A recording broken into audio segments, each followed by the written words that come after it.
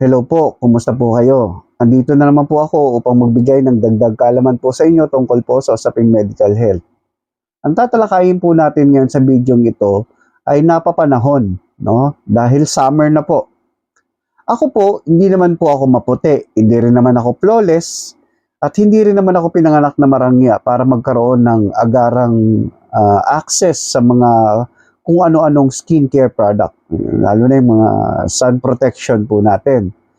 So, ang tatalakayin po natin dahil summer na, tag-init, no? Ito pong tungkol sa mga binibili po natin ng mga sunblock o yung mga sunblock lotion, no? Regardless po kung ano pong kulay mo, kung maputi ka man, kayo manggi o maitim, ano man ang kutis mo, kailangan po maintindihan po natin yung protection natin na ito laban sa ultraviolet radiation. Kasi po lahat tayo exposed naman sa ultraviolet radiation. At ngayon nga po ay napakataas ng init talaga dahil tag-init na, summer na. Naisipan kong talakayin ito dahil meron pa rin mga tao na nalilito, no? Hindi lubos na alam kung para saan ba itong mga SPF na to. Ibig bang sabihin pag mataas ang SPF na binili nila, yun na talaga, no? Parang invincible sila, no? Long last protection talaga dahil mas mataas ang SPF. So yan po ang tatalakayin natin ngayon para hindi na kayo nagkakamali, no? At mapili nyo talaga yung pinaka mga magagandang produkto para sa inyo at magawa nyo yung tamang proseso para lubos talaga kayong maproteksyonan ng mga binibili nyong yan, hindi nasasayang.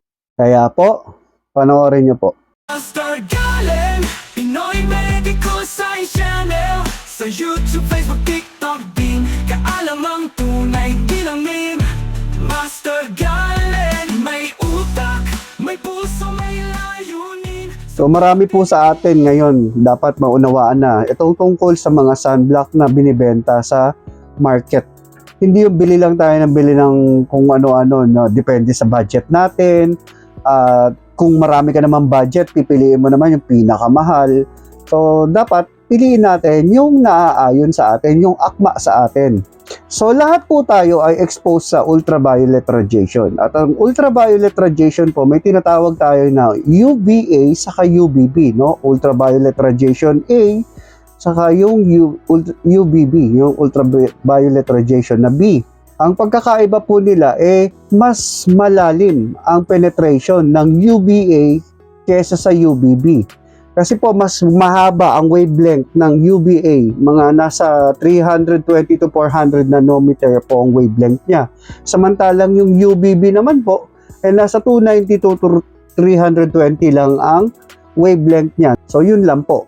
So meaning to say, yung UVA po mas magpe-penetrate po sa skin natin. Aabot po yun doon sa dermis natin na tinatawag. Kasi po ang balat po natin ay may layer po yan na epidermis saka yung dermis, no? Yung epidermis po, yun po yung pinaka-outer layer. So yung UVA na yan tatagos sa epidermis. Pero yung UVB po, no? Hindi po yan tumatagos doon sa epidermis. So hanggang epidermis lang siya, hindi na siya lumalalim. Ngayon, pag-usapan natin tong SPF. Ito pong SPF, ito yung tinatawag na Sun Protection Factor. Ito po yung parang sukat nila para sa protection natin laban sa ultraviolet radiation. Pero yung B lang po, no? Yung UVB lang po. Kaya kung gusto mo po na protektado din, yung pinakamalalim na parte ng balat mo, ang piliin nyo po yung may nakalagay na SPF Broad Spectrum. Lalo na yung may mga nakalagay pa na PA, no? So yung PA, doon naman po yan para sa UVA, no? May makikita kayo dyan na PA+, may dalawang positive sign, tatlong positive sign, hanggang 4. So, sa mga SPF po, may mga percentage yan, kagaya ng 15, 30, 50, and 100 SPF, no? Sun Protection Factor. Sa 15 po, ang kayang proteksyonan niya doon sa sun, sa radiation, no, yung UVB, nasa 93%, no? Kumbaga protektado ka 93% nung radiation. Ngayon po, pag tinaasan mo yung level ng SPF mo, ginawa mong 30, Ang itataas naman po na porsyento against sa ultraviolet radiation, yung B, no, yung UVB ay 97%. So protektado ka 97%. Ngayon naman kung gagawa ka kung pipiliin mo naman po yung 50 SPF, magiging 98% protection na po. At kung pipiliin mo naman po yung 100 SPF, ibig bang sabihin 100% na rin na protektado ka laban sa ultraviolet? Hindi po, no? Hanggang 99% lang ang protection mo. So, ganun lang po. Pero, yun ay para lang sa epidermis. So, laban lang yun sa mga sunburn, yung mga pamumula ng balat, saka yung mga dark spot natin, no? Laban lang yun doon. Yun, protection mo lang yun against doon. Pero yung aging, no? Yung dahilan ng mga wrinkles, no? Yung mga ganun po, melasma. So, hindi ka po protected nung SPF na yon. So, mas protected ka kung ang pipiliin mo po na lotion ay may SPF at saka nakalagay broad spectrum with PA, no? Para naman yun sa UVA kasi. So, yun po ang pipiliin mo. Ngayon po, ang tanong dyan, bakit di para mas protektado ka, ang piliin na lang ay yung 100 kasi mas mataas ang protection. Hindi po ganun ang usapan doon. Ganito po kasi yan. Yung 15 na SPF, so, yan po yung mga dapat lang gamitin ng mga indoors, no? Yung mga, alibaw, yung mga lagi ka lang nasa bahay, work from home, nasa office ka mahabang oras, o kaya pag umaga tulog ka dahil panggabi yung pasok mo, so pwede ka na ng 15 SPF, no? Tapos broad spectrum naman, pwede ka na nun, no? Kasi alam nyo ba na kahit sa mga bintana natin, no, yung tumatagos din yung ultraviolet rays, lalo na yung UVA, tumatagos pa rin yan kahit sa mga bintana natin. No, kahit nasa loob ka pa ng kotse, tumatagos pa rin yan. Pero depende po sa usapan sa kotse, ha. Kung kailan talakayin na lang natin yun, ihiwalay natin. Ngayon po, so pwede na yung 15%. Ngayon naman po, halimbawa, medyo commute ka, paminsan-minsan lumalabas ka for some errands, halimbawa, bibili ka sa palengke, o lalabas ka saglit, pero madalian lang naman. So pwede na yung SPF 30, no? Pwede na yung SPF 30, tapos broad spectrum, no? Yun po ang pinakamaganda with yung may nakalagay pang broad spectrum kasi laban sa UVB saka sa UVA. So pwede na yon. Ngayon naman po, kung halimbawa medyo matagal ka sa araw, halimbawa basketball kayo, tapos may araw pa rin, umaga, lalo na ako kaya hapon, tapos matindi pa rin naman ang sikat ng araw. So, mas magandang gamitin yung 50% SPF. Tapos, pag sobrang tagal mo sa labas talaga, no? Talagang extreme yung init ng araw, no? Talagang, tapos ang tagal-tagal mo pa doon na nakabilad, no? Halimbawa, nasa beach kayo, no? So, dapat ba 100? Pwede, no? Pero, hindi basta-basta. So, ganito po yun, no? Pag 100 ang SPF, medyo irritable yan sa skin po natin, no? Nagkukos pa yan ng acne, ng mga irritation nga. Tapos, malagkit, no? Malagkit masyado sa balat. Tapos, parang nagbububo, nagpuputi-puti pag pinunas nyo. Saka, nagsasarado yung mga pores natin dyan. Yung mga skin pores po natin. So, ganun po ang nangyayari. Tapos, syempre, isa pa sa lahat, napakamahal. Biruin mo, kung SPF 50% lang ang bibilihin mo, mas mura yon. Kung magwa 100 ka, ibig bang sabihin, ang layo ng agwat na naidagdag na protection laban sa ultraviolet radiation? Hindi naman, di ba? Gaya ng sabi ko, yung 30, 97, you are protected from ultraviolet.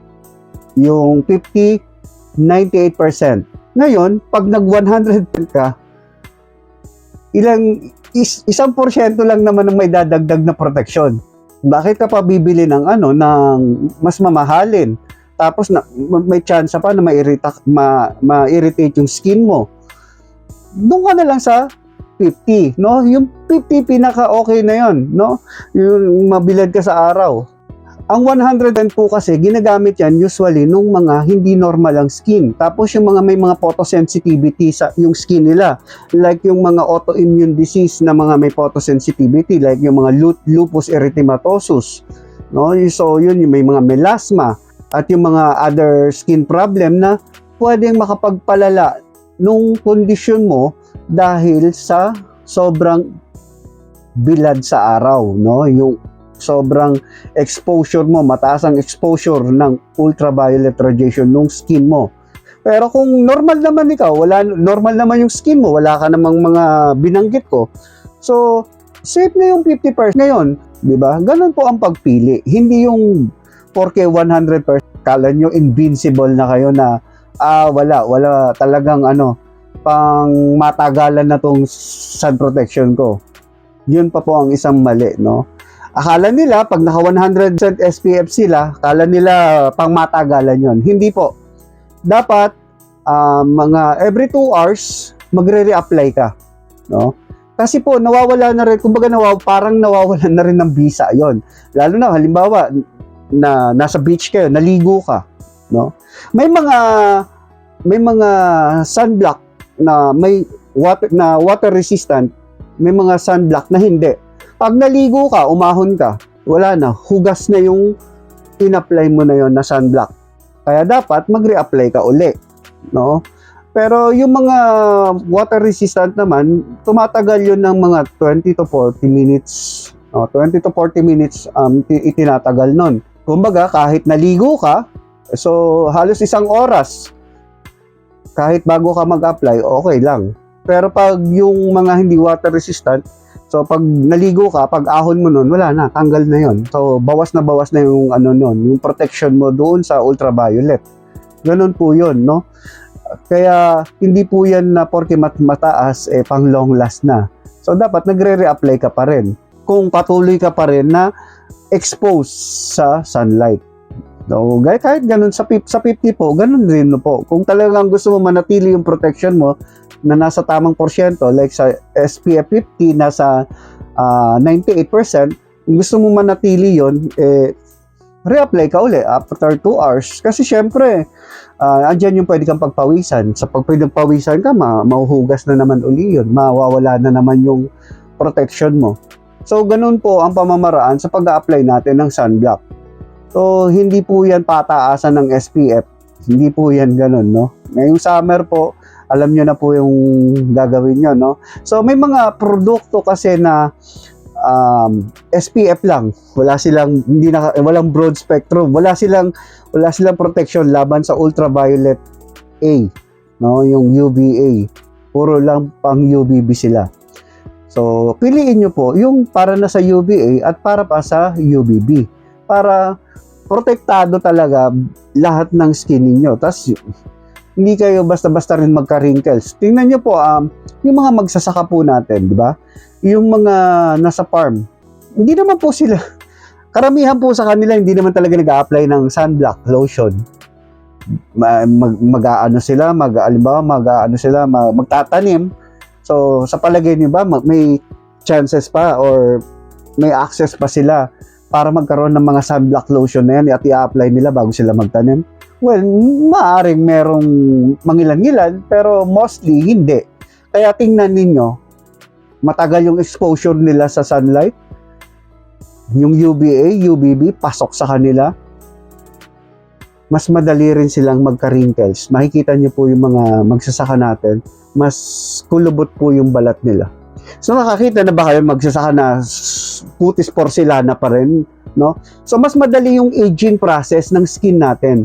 Kumbaga bata ka pa, kulubot ka na, mas madali kang kumulubot kung repeated exposure ka sa UVA.